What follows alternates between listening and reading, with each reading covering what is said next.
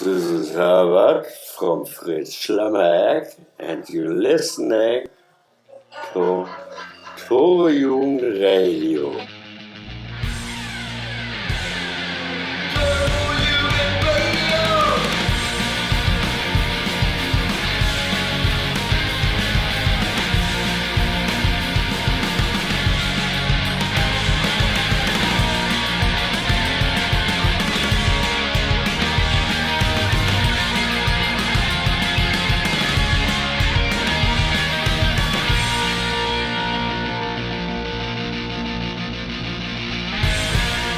Here we go again.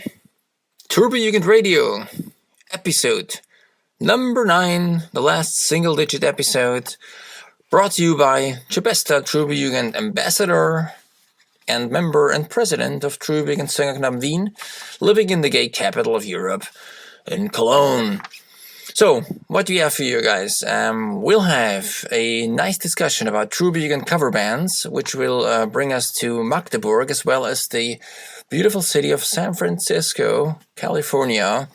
We'll be talking to Amanda, the singer of TurbonegrA, and another fine TurbonegrA cover band from Magdeburg in eastern Germany.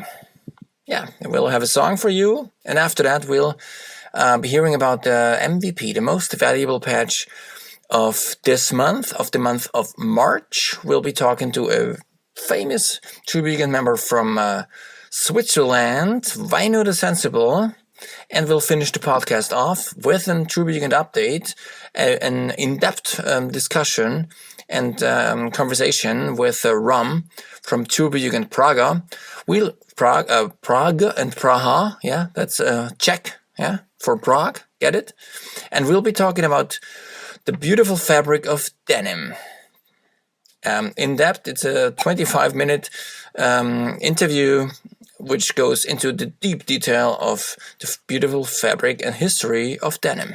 So keep your eyes glued, to the forum, keep your ears glued to the speakers, and enjoy episode number 9 of TurbonegrA Radio. So, TurbonegrA Radio discussion forum, which this week we're talking about TurbonegrA and TurboneGro cover bands, and with me at this time are two bands from all over the globe. One band is Cobra from Magdeburg in Germany, and another band from San Francisco in California. Say hello to the audience. Hey. So everybody's in the house. We will start with the lady Amanda. Maybe you can give the audience a brief introduction about you and the band TurbonegrA. And after that, I'll be asking to ask Cobra to join into the discussion. Sure. Yep. Hello, I'm Amanda. I am also known as Lil Hanky Panky, and I've been in TurbonegrA since 2007, which is when we formed the band. We've always been all female, and we've had a few different variations of people in the band, but it's been a good run so far. We've been on 3 tours in Europe, and we have a great time. And we're the only, I think, female cover band that's doing this right now of TurbonegrA. So I would think so, yes. But when did that is us. When did you found the band? 2007. Okay, 2007. So that's quite a long time then. Yeah. And but you were based in San Francisco in California, is that right? Yeah, based in San Francisco. Okay, the other band, the Cobra, who's on the other side of the microphone. Where are you guys from, and who are you? Yeah, we're from Magdeburg in eastern Germany. Yeah, Cobra exists since 2004, so we have our 10th anniversary this year. Sorry. Mm-hmm. Yeah, we are all born and raised in Magdeburg. Yeah, am I right? Yeah. Yeah. Yeah, I'm Private Mirza. I play the lead guitar, rhythm guitar, sorry. Which would be my dream, to play the lead guitar. No, it's my job. Yeah, Private Honky Tonk's job. Honky Tonk Boy. Honky Tonk Boy, I'm sorry. Yeah, I play in Nescobra since 4 years, I think. 2010, 2009, 5 years nearly. Yeah, you guys? Yeah, we're a 5-piece band, and well, the band has gone through some changes. Some people quit the band and left us, and since half a year, I think we have 2 new members, a new drummer and a new bass player. And since then, we are try to get back on track. But are you guys? What do you say? Are you guys ready to play concerts still? Yeah, of course, absolutely. There are also some concerts coming in the next month. For example, in May we play for a Turbojugend party in Berlin. On a ship on the river. Yeah, on the river Spree. Okay. But maybe let's get back to the history of your band. What exactly made you wanna start a Turbojugend a cover band? Maybe Amanda, you can start with that. When was the first time you got in contact with the band? Maybe TurboneGro, and when did you actually decide to do that? Amanda? Are you asking me? Yeah. Yeah. Mm-hmm. Oh, okay.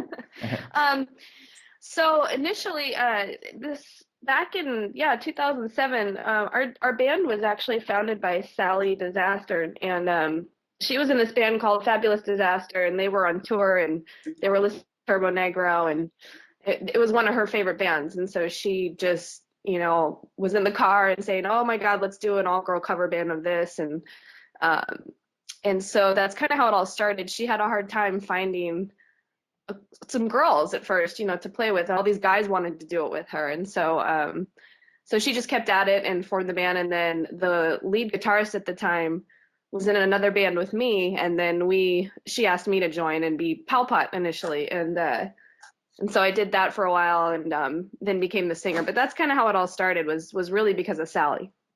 Okay, but at this time, were you already a member of the Turbojugend, or were you just?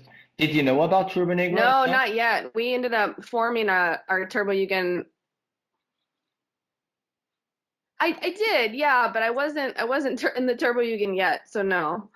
But obviously you knew about the band. Yeah. But I know a lot more now, so.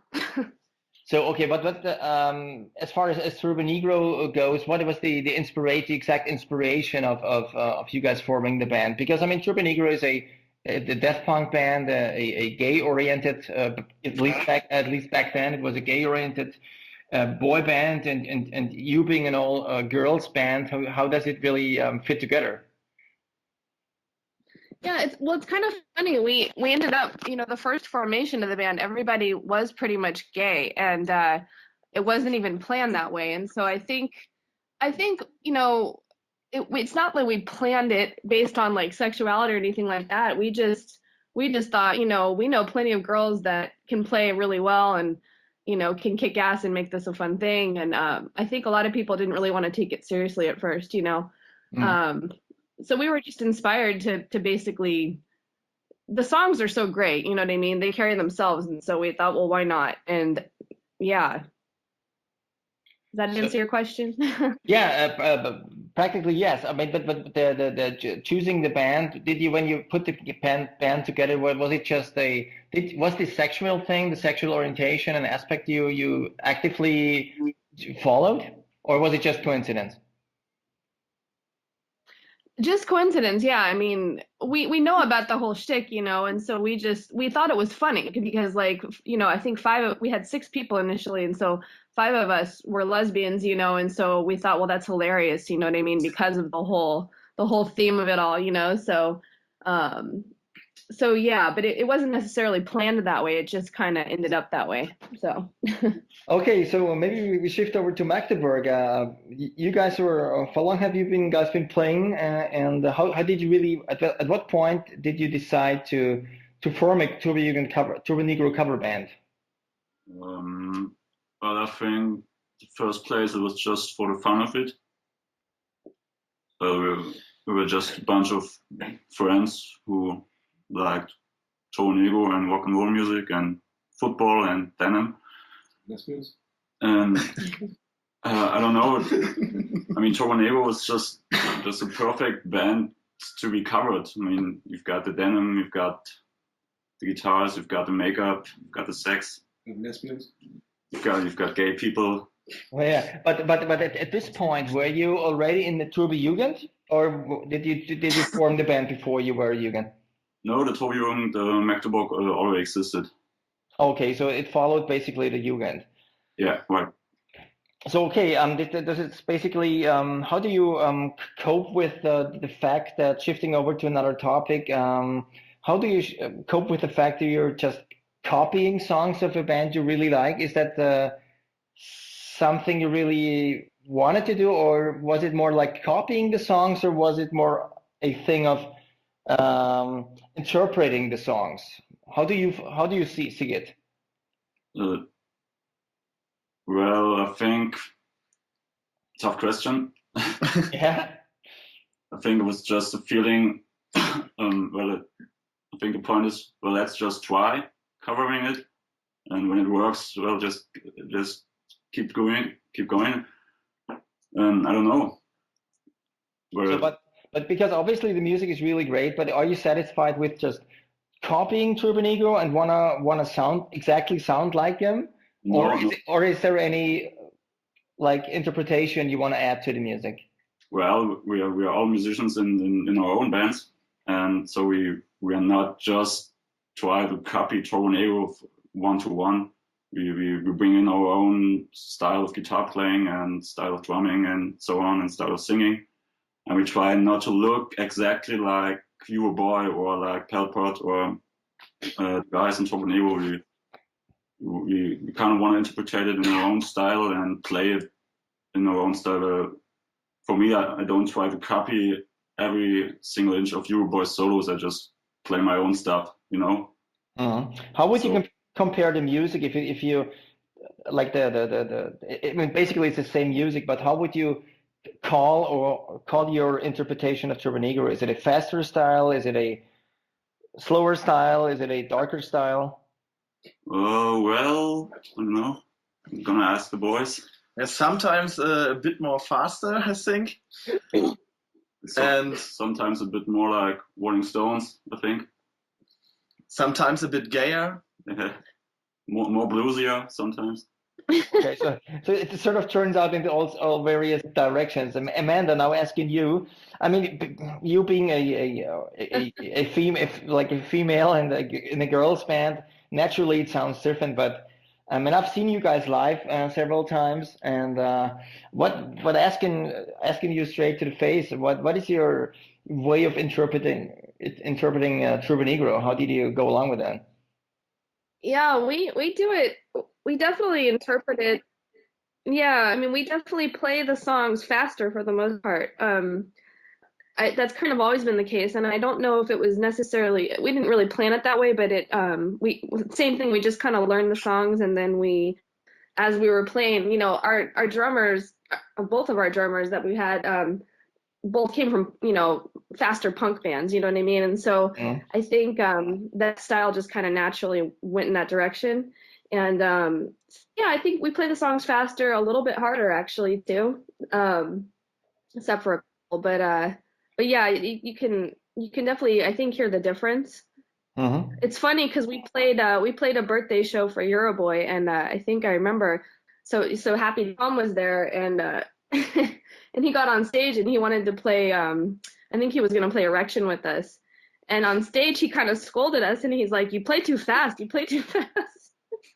So you know, I think yeah, it was pretty funny. So yeah, I think our style's a little different for sure. When it comes to picking the songs that you're singing, now shifting over back to Magdeburg, which period of Turbonegro are you actually covering at the moment? Yeah,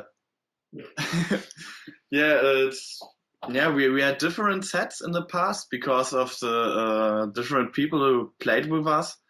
So we had to start new at some moments. Yeah, 2 years ago we played at the World Turbojugend Days. There we made a special show where we played the whole Cobra album, and then kind of best of. So we don't prefer any album or any episode of TurbonegrA, I would say. We only look for songs that we like and which are not so popular for TurbonegrA. So we don't only want to play the famous songs who everyone knows. We also want to show the other cool songs some people need to hear. Yeah, so I just take us back to the concert in Hamburg 2 years ago in the summer. I was there in person, and you played for hours and longer. You played the whole Cobra set, which I truly appreciate, because those songs are you cannot listen to them or you cannot hear them, those old songs, live. Can take us back to Hamburg 2 years ago. How long can you describe the set? How long was the set? I think 2.5 hours. Yeah, I think 27 songs we played, but it wasn't our longest concert. 1 year before we played at Kassel for the Turbojugend Lohfelden.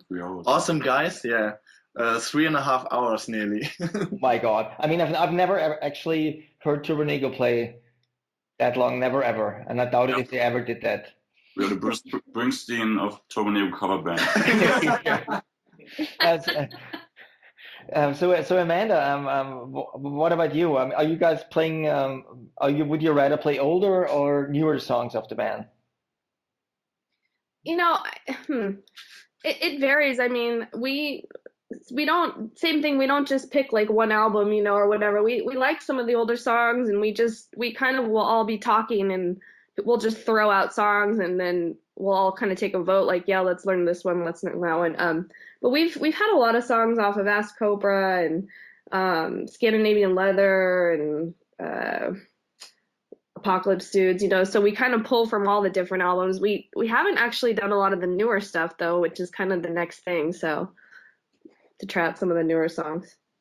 Do you find it harder to cover songs that Hank was originally performing, or would you say Tony is easier to cover for you, Amanda?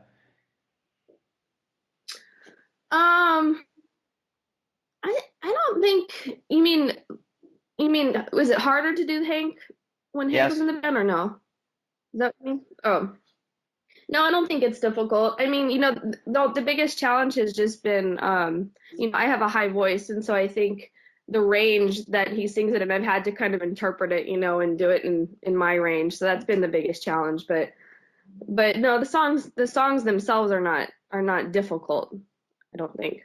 Have you ever tried or thought about doing the songs of Tony? Yeah. So that's what I was saying. I think we're gonna start working on some of those songs now. Yeah, and then I can learn those. But yeah, I've practiced a few. We just haven't actually performed them yet. But yeah, it'll be fun. Okay, ask Cobra. Are you guys more into the older or the newer songs of TurbonegrA? No, we didn't started to play the new songs, but I think we will do.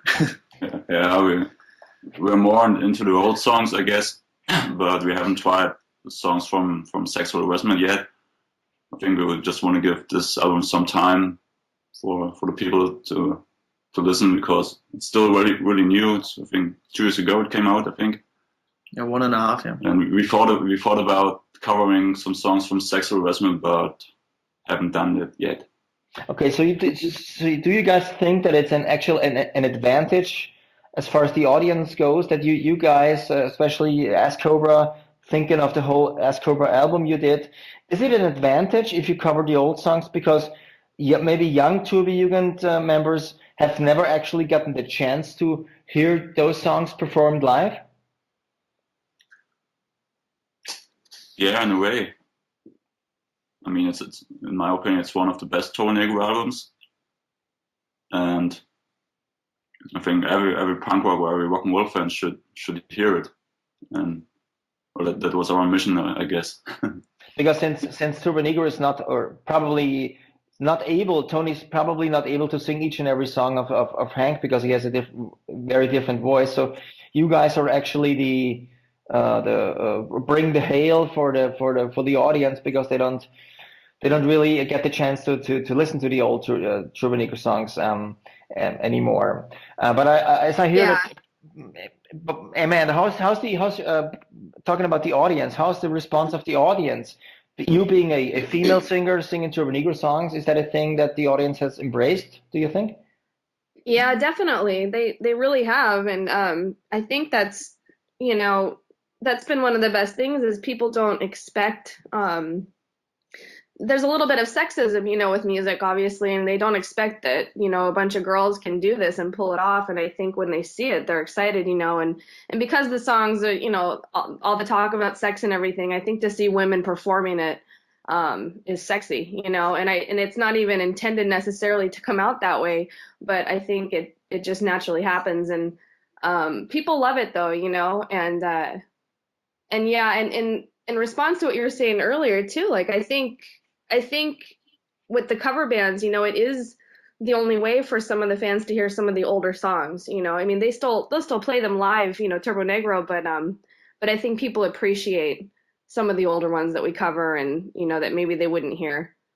But being Turbonegro, being a male band and singing all those the old songs, the gay-oriented songs. Have you ever thought about transferring the text into a more lesbian context?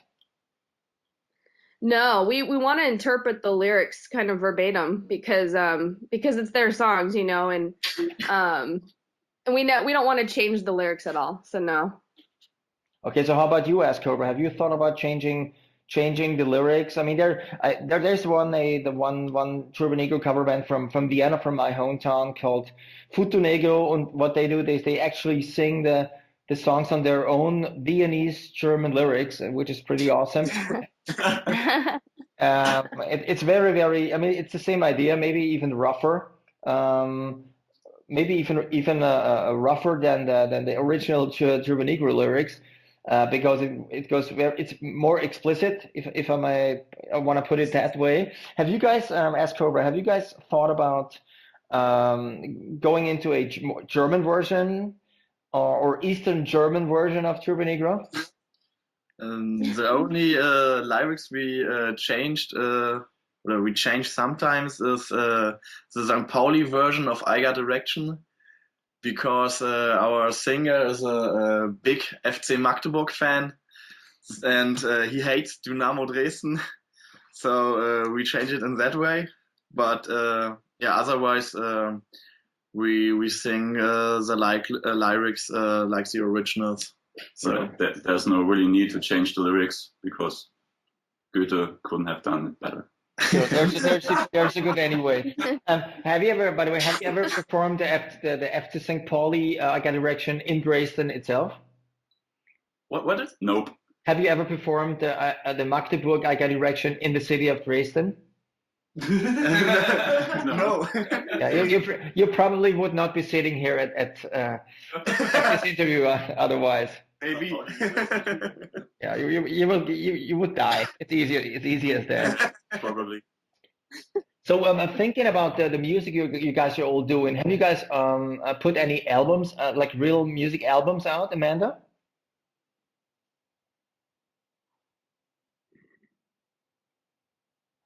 Amanda, are you there? Oh, I can hear you just a little bit. Sorry, I didn't hear the question. Okay, well, I was just asking you, have you guys done any own album of your own music? Yeah. Oh, of our own music. Well, TurbonegrA. Yeah, we did Last Cobras with initially when we covered all the songs and recorded an album. Yes. And how was the response? Yes, and then we did an album called She Talks. Ah, okay. When was that? She Talks was in 2011. 2011. And then Yeah, that's it though. Just those two. And then I would think the She That's a Talks lot, She Talks album is the one where you covered the whole Retox, or is it a Do mix? you mean our own? And do you mean our own song? No, it's just the cover Oh, songs. That's basically what okay, yeah, as a cover band, what did you put out so far? yeah, okay, that's it. Yeah. But on the She Talks, is it a Retox cover album? No, we just named it that. We just named it that.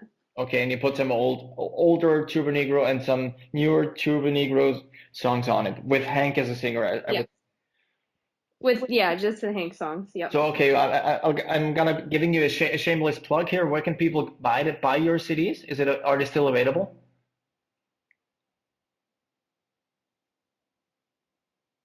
So Last Cobra you can still buy online or through us, and then She Talks. No, we actually have to make more copies of that. So we brought them on the last tour, and then that was it. So. Okay, but are you guys planning on shifting over to Ask Cobra? Are you guys planning on, or have you guys done any record, or are you just seen live? Yeah, we did some demo records, nothing special, only to give to give the people the chance to listen to us, to have a sorry, you know what I mean. But what I think we will record some songs in the next month, but only for promo, nothing commercial. Yeah. But the thing is, in Germany, you've got some copyright things going on. And you get all sorts of problems. Mm. Yeah, there are some laws you have to. So okay, so when we wanted to listen to you guys, Ask Cobra, when are you guys playing again in the next month or maybe this year? Any concerts? Yeah, in March on the 29th, we play here in Magdeburg together with Atomic Sunrise, a nice punk band from Magdeburg. Yeah, and in May. I don't know the exact date. On the 5th of May, we play in Berlin at the Spree River, and How about you, Amanda? When are you guys gonna be on stage? Yeah. We don't have anything booked at the moment. We just played a show last weekend, but we are looking to soon. And we're just booking right now. We don't have anything actually lined up at the moment. Because I've seen you but guys. I'll let you know when we do. Yeah, please do so, because I've seen you guys in Europe. You've been to Europe twice. You were mentioning earlier, right? We've been 3 times. Ah, okay, even that.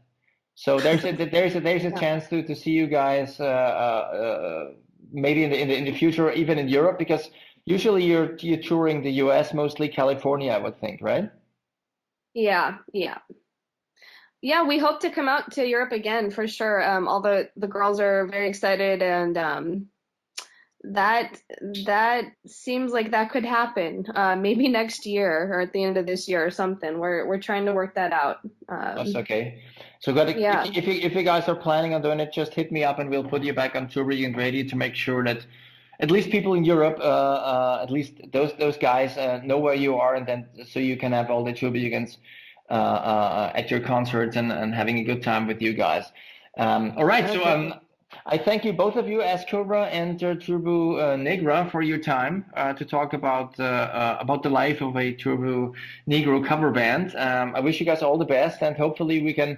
Actually, my personal dream would be a TurbonegrA cover band festival with like 5, 6, 7 TurbonegrA cover bands on one big weekend. No TurbonegrA, just cover bands, and all the songs, all the history of TurbonegrA. But if that's ever gonna come true, I don't know. But I'm really considering talking to the important people in the Turbo to get this thing started. Maybe I think you should make that happen. Yeah. at least whenever Turbonegro decides that they are too old of a band and too old of men, so when the band eventually decides to call it quits, then we'll get the whole project on and we'll have an all weekend Turbonegro cover band only festival. So once again, thank you guys for taking your time, and I hope to see you guys maybe in Hamburg or at least at some stage on this beautiful planet Earth. Thank you guys. Thanks for the interview. Yeah, You thanks. too. Thank you. Yeah. Thank you. Bye. The Prince of the Rodeo, performed by my princess of my rodeo, Amanda, and her band, TurbonegrA, from beautiful San Francisco, California. It's always a pleasure to have you guys over here in Europe and to go to attend your concerts, and I hope you guys will make it to Euroland really, really soon. I love you. Okay.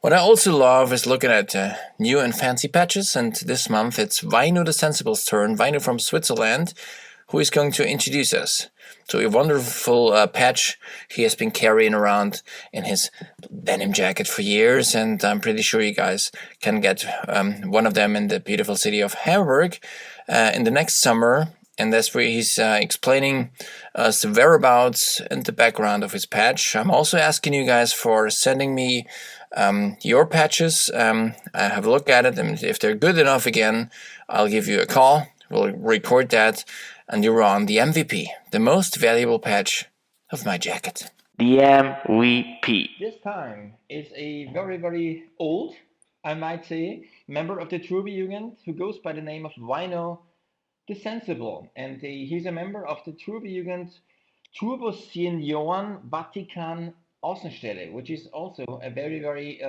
long name. Weino, say hi to the audience. Hi, Chebesta. Hi, audience. Thank you for calling me old. Yes, you're. In fact, we are the Turbo Seniors. Of course, we're old. Yes, we are de facto old, yeah, this is exactly the reason why I'm calling you. Not only because you're old, but also because you know a lot of things about the Turbojugend. You've been a Jugendwart. You've been to Hamburg several times. You are a regular on Turbojugend parties. I've seen you all over Europe.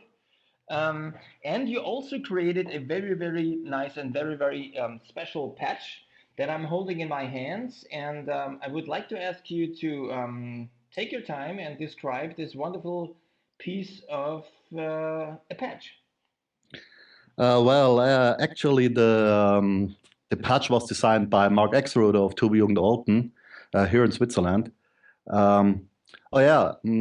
There's a party on May the 16th in Olten, if you want to come there. Mm-hmm. And the Torpedo Festival. So much for promotion. Ordering the patches was my task, and unfortunately I made a little mistake. So the size of the patches is more or less a back patch. This is exactly right. I'm holding it in my hands, and I have small hands, I have to say, which is good for you know what. But actually, it's almost the size of the palm of my hand. So it's definitely the biggest patch I own. But maybe you can describe what exactly is on the patch. Well, I'm very sorry for this mistake. It's colored green, and there's a skull quoting our motto, our slogan, "Too old to die young," as we are the Turbojugend Turbo Seniors Vatican subsidiary. In translation, and we were all older than 28 when we founded that Jugend, and so we were all too old to join the Club 27, and so our motto is "Too old to die young," and of course our name is on it, and well, that's pretty it. It's a skull of an elk, and it's green, and a skull of an elk. How come you have an elk on your patch? When we started our Jugend, we were only 3, and we thought a proper club should be 4 people. And at the wall of my pal's apartment was a huge fluffy elk head. And we thought well, that's our fourth member, and he will propaganda minister, and his name was Knut. And yeah, that's it. Therefore, on every patch we have is an elk. And well, on this special patch, there is an elk skull. It's a dead elk, basically. So you're saying that you have at your parents' place you had a big fluffy elk. Is that no? right? Not at my parents' place, but at my friend's, my pal's apartment. Okay. Mm-hmm. And we founded the Jugend together. So you decided, okay, we are only 3 people, and you need a 4th member, which this makes a proper group, and then you just decided to include the elk in your Jugend. Does the elk itself have a name? Yeah, the elk at the wall was Knut Knutsson. Not Knut Knutsson, sorry. Knut der alte Schwede was the name of the elk at the wall. And then we created, or later, a little later, my friends bought some little elks, some fluffy little elks, to have them with us at the event so that Knut can also join our events that we're going to. And one of those that was a gift from my Jugend to me was then the first Knut Knutsson. Okay, so whenever I see you, I see you always carry that little fluffy elk type of teddy bear thing on your chest. Do you still have it? Well, actually, it's the third now. I lost the first 2, although I always chained it to my, not always, but after I lost the first one, I chained the second one to my kutte. But well, they tend to run away and break the chains. You know? I mean, I know that you are a regular dancer on concerts. I mean, that's actually the way we the 2 of us got to know each other. You remember in Hamburg at the Cobra bar, we found out that what was the ska song again? Do you remember that? It was Time Bomb from Rancid. Exactly. This was exactly the moment when we really got close to each other, and we found out that we like to dance with each other. But obviously, if you dance the way you did and we did, there's a good chance that you're losing all those little tiny elks, and it makes from this point of view, it makes proper sense to put a dead elk on a patch because you continue to kill little fluffy elk babies. No, I tend to say they run away because they want to be free and not unchained, because they are chained to my kutte, or I am chained to my Knuts, like you want to say. I don't know. They want to be free and they just run away. I'm not a killer. In fact, it also was, a reason for fluffy animal uniforms as such. I can only guess, but you try your version of why you wear the fluffy animals on your chest. Yeah, it was a gift from my Jugend, of course, and it was that Knut is always with us and can attend the events we go to also. And it's also, we all wear a uniform, and uniforms as such make kind of an aggressive impression, I think. And with a fluffy elk, we say we are harmless, and it's all just innocent fun. Well, I know some people think have the opposite attitude and say, "Woo, I'm wearing a uniform. I'm such a tough guy, and I like to bully people." But that never was our cup of tea. We are just in for the music, the beer, and Fanta corn, and for fluffy animals. Yeah. How about my version of the whole story is that wearing fluffy animals, and you can always take you can try to get the young sailor man into the dark streets of Hamburg to get them in the corner, and then you can usually it's you do it with or one does it with sweets, but you're using the fluffy animal, the fluffy elk, to get the little boys into the dark streets of Hamburg. Is that a bad idea, or is that a bad theory? Well, never thought of that, but it's interesting how your mind works. I never thought of that, and I never had some experiences that anybody was much attracted to Knut Knutsson. Not even the women? No, I think, in fact, the women are not really attracted to men with fluffy elks in their pockets. Maybe they like it when the little elk drinks himself, but Okay. yeah, it's not my experience that fluffy elks are so attractive. But what you can do if you have if you have two fluffy elks, you can put them in your pants, and then you get them, in your front pockets of your pants. So an elk in your pants probably makes you like show off a huge package in your pants. Is that a strategy you would go for? Well, you have to stuff him in so that he can't see the light anymore. That's not the purpose. You have to enjoy the events you're going to. Yes, but eventually, if you But I don't know if the little elk would enjoy to be in my trousers and near to my balls. Well, but eventually this could lead up to the ultimate solution with my first and second theory, which would be that you're asking the lady or the little sailor boy, however your mood is, to see my little elk. Yeah, I know exactly how your mind works. I think. Open up the pants and show him some light. Let him and me and myself see the light. Yeah, very interesting. So that's a dirty theory. But eventually, I have to say, the patch in my hand is definitely the most valuable patch of this month, and it's a huge patch, and it has an elk on it, and it even has a good slogan on it. It's "Too Old to Die Young," which is, by the way, also the slogan of me and myself these days in the Turbojugend. So I do truly thank you, Knut, for taking your time and talking about the biggest patch I personally own, and I hope to see you very, very soon all over Europe. You're either in Switzerland or in Germany, in Hamburg, and I'm pretty sure you have several of those patches to trade for the much needed audience, right? Yeah, I think we have a few, so 30, 40, 50 or so. I think we can spare them, yeah. And thank you for having me and for considering the patch to be awesome. Yeah, and thanks to Mark Exrody again, who designed it. All right, the thanks go out to Switzerland. Always a pleasure.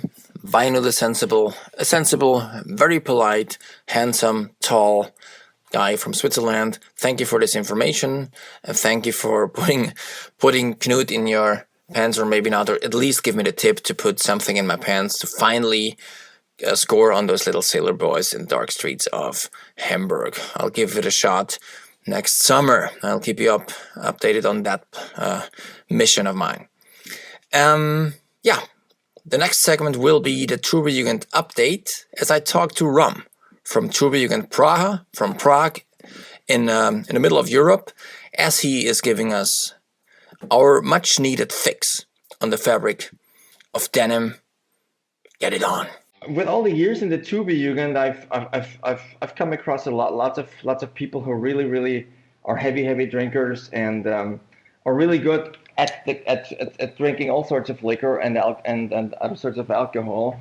But as I have to say, there is only a few people who really impressed me, but about how they gone about things and how they were like succeeding in drinking. And I'm so happy to introduce to you now at least the European champion of drinking alcohol. And his name is RUM, and he's from TurbonegrA Praha, which is Czech for Prague. So I'm very happy to have RUM on the air, who is not only the European champion in drinking, but also a profound expert in denim. RUM, say hi to the audience, and maybe you can start to get into the explanation of how you are in constant contact with the beautiful fabric of denim. Hello, everybody. As probably most of you are in touch with denim for the most of your life. I now, for last couple of years, I made it a little bit deeper into these things, and that's now it's what I can call a job, because I have a small store selling not only denim, but it's the core of the business is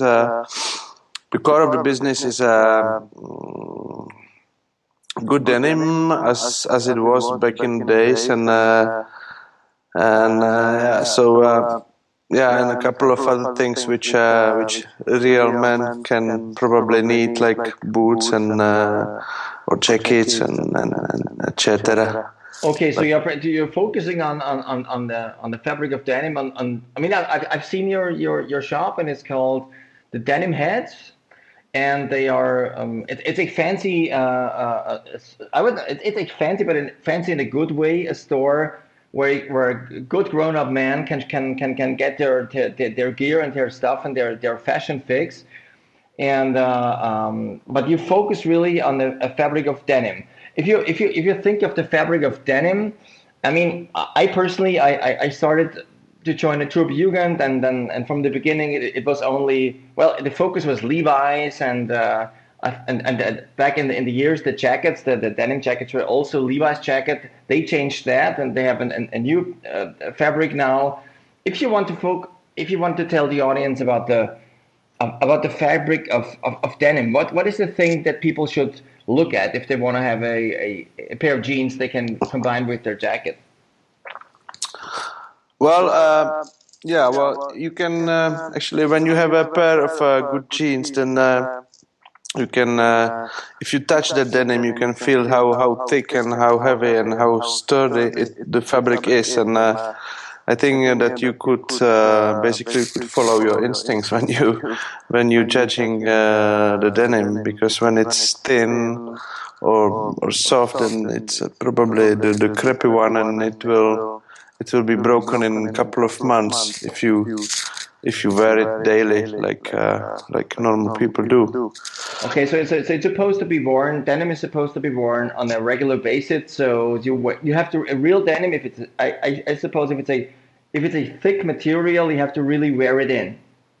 Yeah, sure. Sometimes with some fabrics, it's a little bit tricky, because it's really hard to break in, and in the beginning, it's some people buy it really tight, so they can sometimes they can hardly move, and it looks a little bit funny. But because it's denim is made from cotton, the fabric will stretch a bit after a couple of days, so that's why the people buy the jeans a little bit small in the beginning, because they expect that the jeans will stretch after a while, and then they will create they call it second skin, but something like that.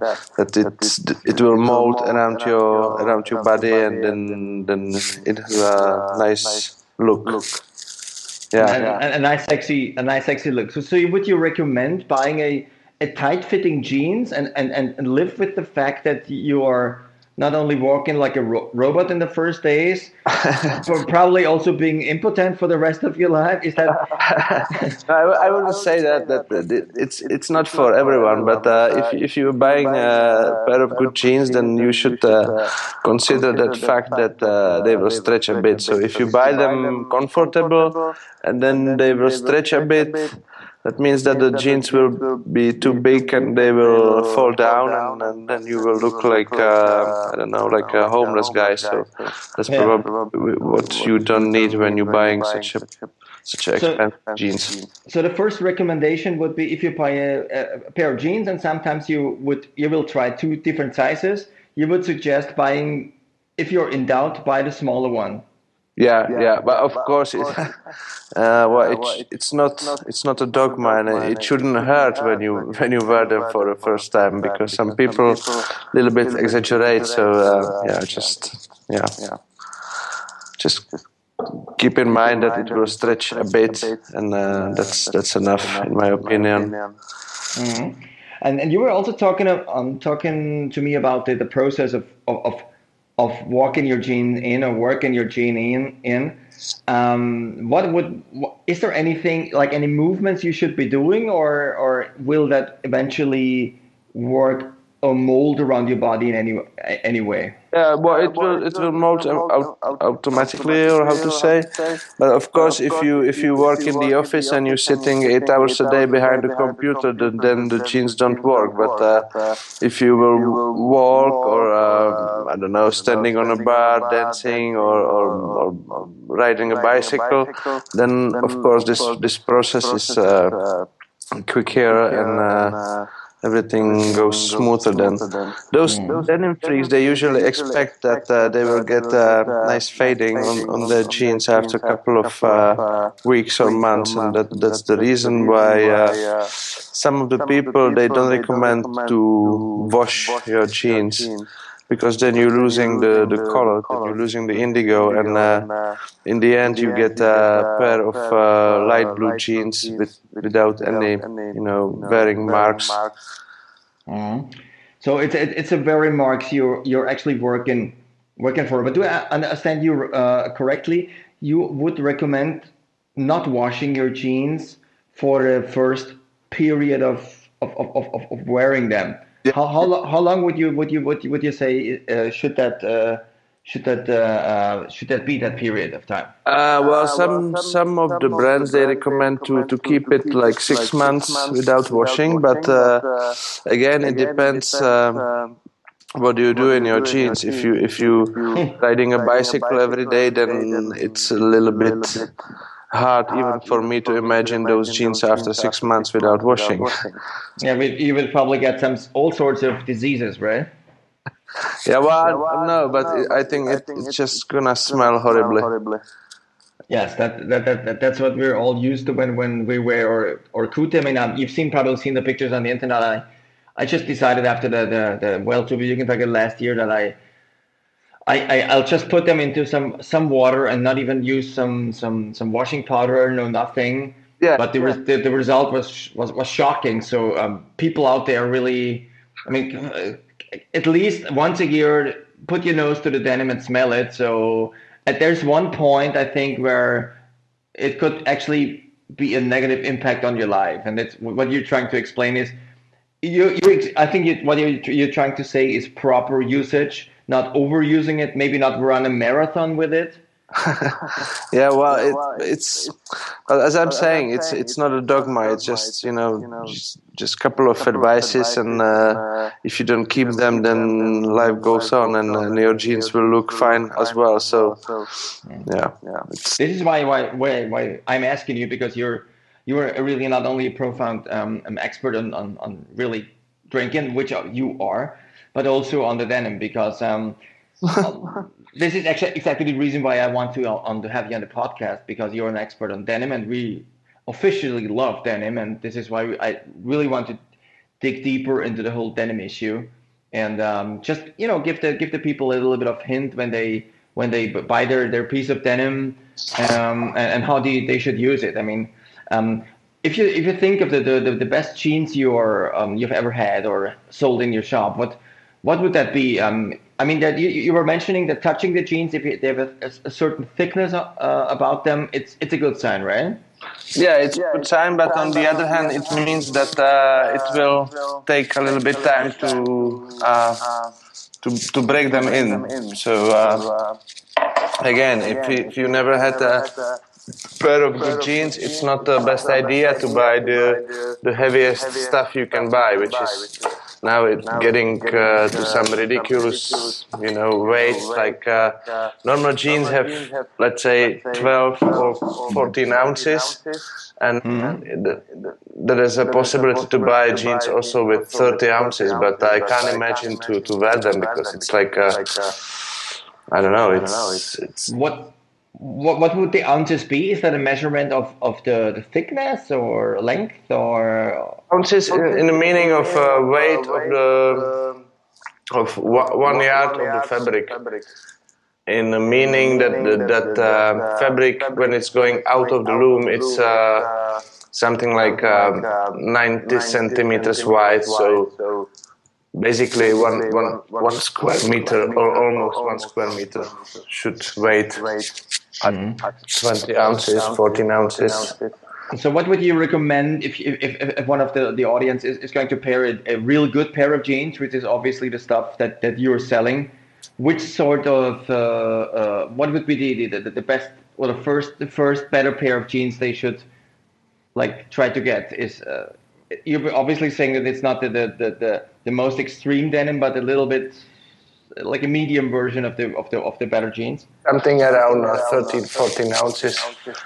And also, these jeans can be a little bit expensive, but you can have them for quite a long time. It doesn't mean that those jeans, even if they are, let's say, 3 times more expensive than some Chinese-made Levi's, they will not last 3 times longer probably, but they will look much better after 1 year, and it's definitely worth to make some repairs on them instead of throwing them away. Like what you probably will do with some shitty jeans, because then you throw them away and you buy a new pair for a few euros. Okay, so if you want to go on this is not a commercial podcast, of course, but still, if you want to go into the brands of the jeans, what brands would you recommend? Is it more like the commons, like the Levi's, the Lee, the Wrangler jeans, or where are the best jeans made on earth? Yeah, well, those brands which you were saying, of course, these are those big 3 which have really rich history, and in fact, the history of these brands is a history of jeans themselves. But now the times are a little bit changed, and I would say for the fabric, the best denim fabric is made now in Japan, which is a little bit surprising that it's not made in the US anymore. But Japanese people, they have if they do something, they try to go as deep as possible, and they find always how to say better. The best way of doing it, or they want to be perfect on doing stuff? I think we've seen that with the electronics, with the motorbikes, and with other stuff they produce. Now, okay, so that they copied it, or they take the basic principle and they want to make it to like way better to the extreme. Mm-hmm. Testing and improving again, and it's getting better and better. Now, for example, Lee, for the most expensive lie produced, they buying the fabric in Japan, or the jeans are completed in Japan. I mean, also suit, not just the fabric, but they are completed in Japan, and which is a little bit surprising because Lee is kind of American icon, and now they are produced in Japan. Yeah.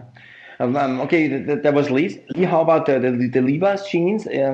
Because I would suppose that the most of the Turbine people, if they get a jeans, it's the good old 401 they at least start out with, and that's also the jeans I bought for the first time when I was trying to look sexy and gay and everything. I personally switched over to a Swedish brand. It's called We Are the Superlative Conspiracy, but this is just a personal thing probably. I don't know about the quality, but I think the cut is okay. But if you want is the Levi's, would you say, is that still for a beginner the best jean to go to when you go to a Jugend, or would you really take the step towards the Japanese product? There are lots of different kind of jeans, also on the different price levels. For example, the most expensive line they have, it's called Levi's Vintage Clothing. These are the exact copies of 501s, which is the most iconic model from Levi's. So they have a different models of 501s from different years, like from 1944 and 1947, etc. And for example, the jeans from 1944, they don't have any. How to say? What do you mean? Which part of the jean is it? Those metal part which makes the stronger the pockets and. Oh yeah, some sort of metal round supplement you have all over your jeans. Mm-hmm.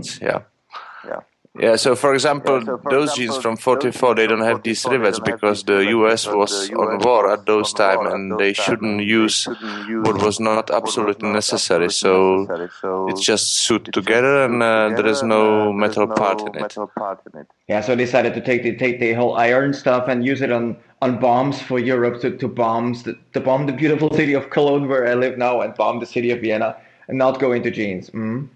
So nice to have such a piece of history because it's really direct reproduction of the genes produced in these years. For example, they have also genes from 1966, which looks exactly the same like the genes from 1966, and and there are lots of details like that, but it's quite pricey, and in my opinion, if I could compare it with those Japanese, which can be also a little bit cheaper, the quality is higher with the Japanese. So with the Levi's, you pay for the brand like more than the quality of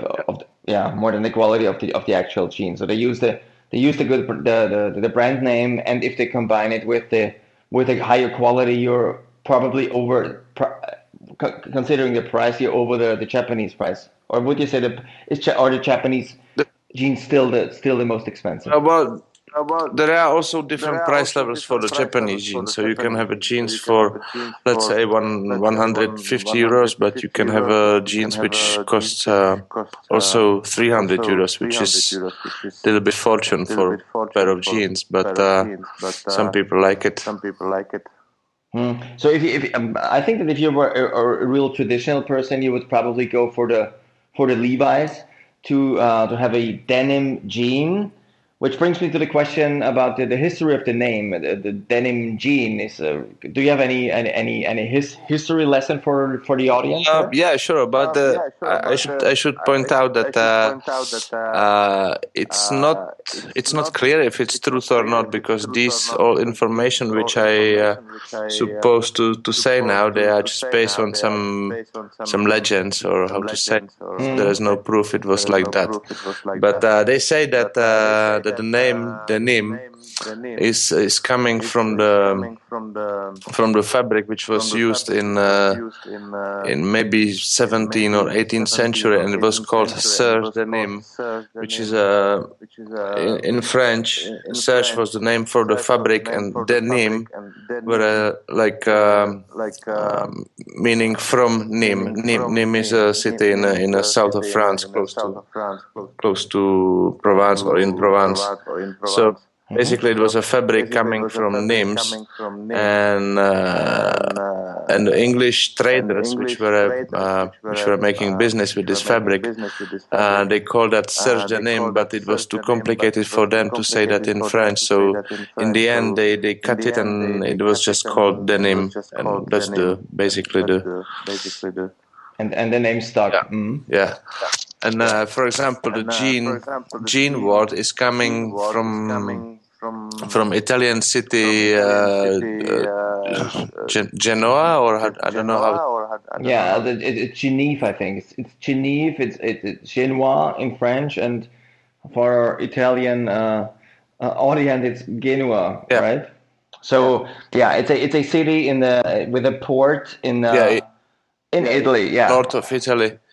And the sailors which were coming to this port, and which were living sometimes there, they were wearing the trousers which were called jeans, because or the other people called them jeans because those guys from Genoa, they were wearing dark blue trousers, which is nice information for all the sailors around, and for the two vegans, once again it shows that everything's perfect in our world. It's that even the sailors had they were wearing the blue jeans, as at least they call them that. So it's somehow by coincidence Turbonegro did everything right, because they even took the right fabric and made it like a sailorman's clothes, which even makes us more gay. But one question I still have is, when was the first time you you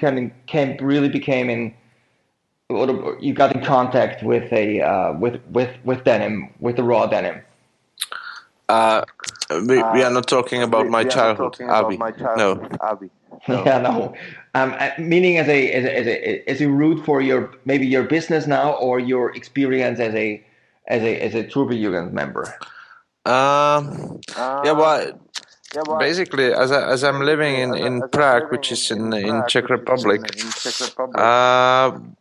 it's not the biggest city in Europe, and of course we missed the shop where we could buy the decent pair of jeans. So normally we had to go to Berlin or to London or I don't know where. I asked some people which were in the business already if they could import some good jeans to Prague. And we're like, okay, yeah, well, but you have to find someone good for that. So I came to the best people which I could imagine at the moment, which were at my nowadays Japanese suppliers, and they were like, yeah, okay, why not? So I came back to my friends and told them that, yeah, well, look, I have a supplier for the good jeans. But in the end, they were like, okay, but we have a completely different target groups, because we sell mostly to the girls, and this stuff is for almost for boys only. So yeah, if you want to sell it, then you have to do it by yourself. So that was the reason why I started the shop, because because normally in the past I was IT guy. Okay, but I get that the background of your shop. When was the first time you actually got in contact with Turbonegro and then Denim myth, so to say? Actually, we've seen together with my friends, with the other members of TurbonegrA, we've seen a Turbonegro concert in, I guess it was in 1996. It was a tour together with Escobra Record. Yeah, and they play in Prague, and those times I didn't know much about the band, but the concert was awesome. And then we forgot a little bit about Turbonegro, and then it popped out a couple of years later when there was already Turbojugend thing going, and and it seemed to be like a good thing to join, and it was. Of course. So you saw them in 96, which is an early, really comparably early stage of the band, and they were like on an Ask Cobra tour. They played all the great songs from Ask Cobra. Maybe take us just for a short time back to the concert. How was the concert venue? How many people were there? How was the atmosphere? Was it a gay atmosphere back then, or? Can you maybe describe it? As far as I remember, the atmosphere was quite wild, but it was on all the concerts in the 90s in Prague, because everything was new in 90s, for Prague or for this part of Europe in general.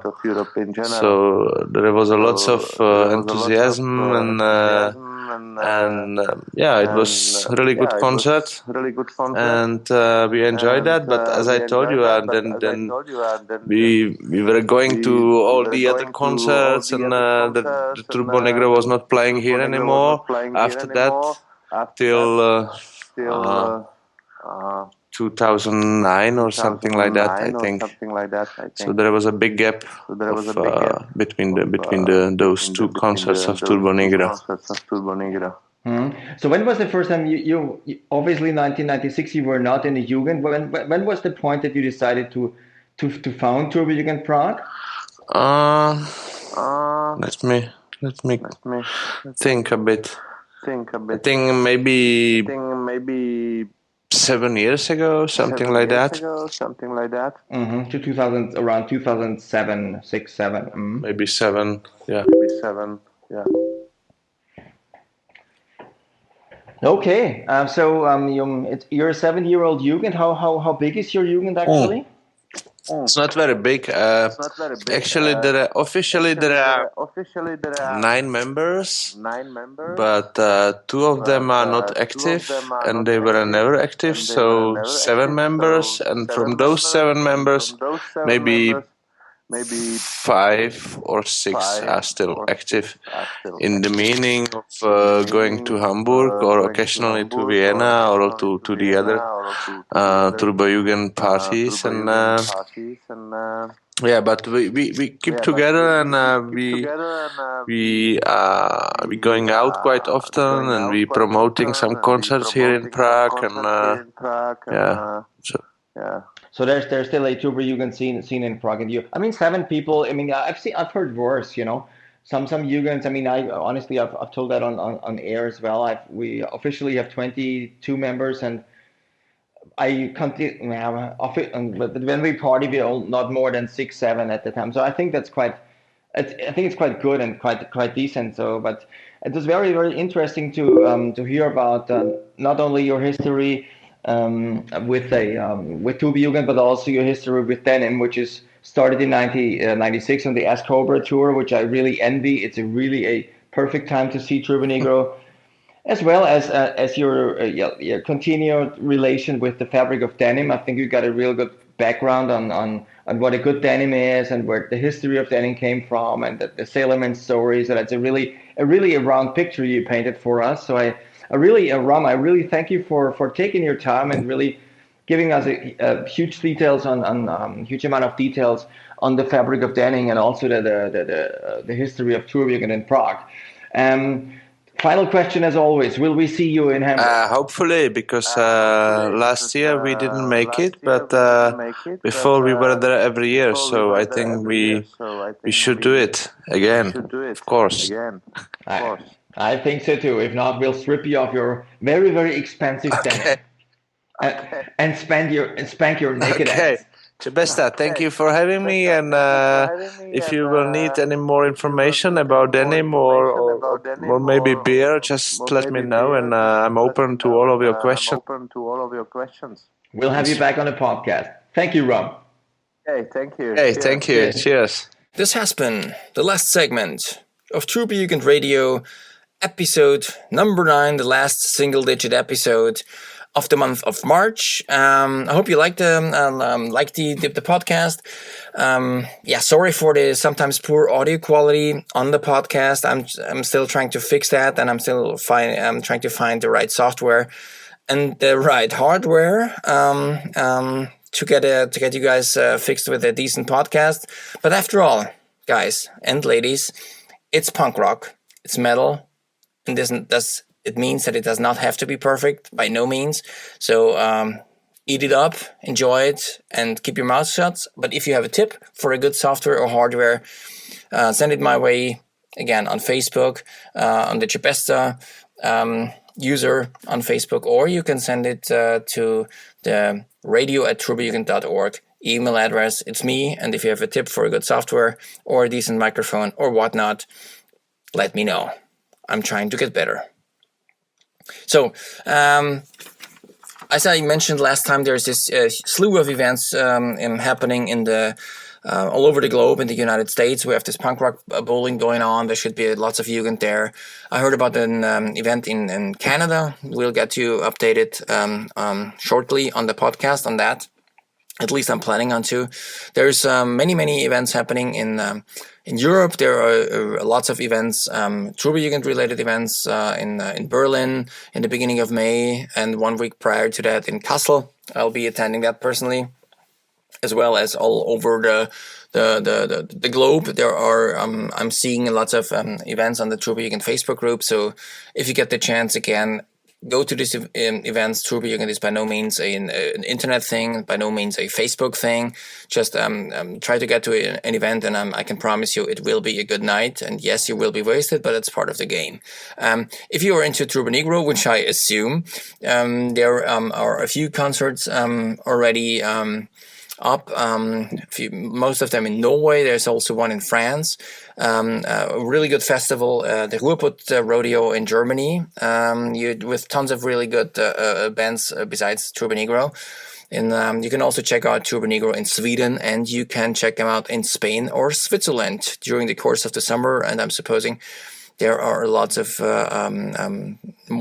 more concerts of our favorite band coming up. So keep your eyes on the respective listings there to get your TurboneGro fix.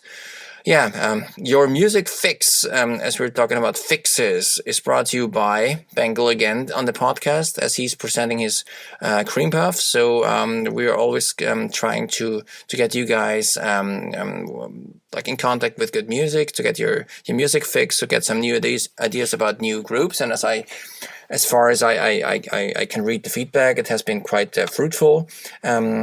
Also, this week, as Bengal did his homework yet again, and as he's presenting to you the cream puff of the month, and Bengal is insisting on more feedback. He's kind of hard about that, and I would like you guys to drop me or Bengal on Facebook an email and tell him about good groups, local groups, maybe global groups, but mostly local groups you're fond of and you want to share with the audience. Just give him a message and he's gonna listen to it, and if it's decent enough, and I think it will be, as you guys have all good tastes, he'll put it on a cream puff, and you or the band will become real famous, get all the chicks and all the sailor men to become real rich. So why don't you do it? Anyway, enjoy.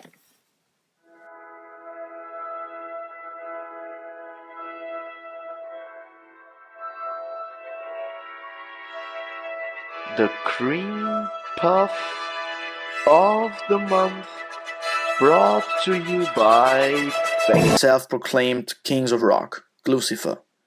Now it's showtime for another Norwegian band called 10 Feet Baby. As Chebest and I believe in the gods, also known as the Ramones.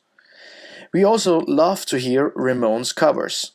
Chebesta came across a sampler called Leave Home, a Norwegian tribute to the Ramones, which features 28 tracks. Song number 22 got me right away. 10 Feet Baby, Havana Affair. Enjoy.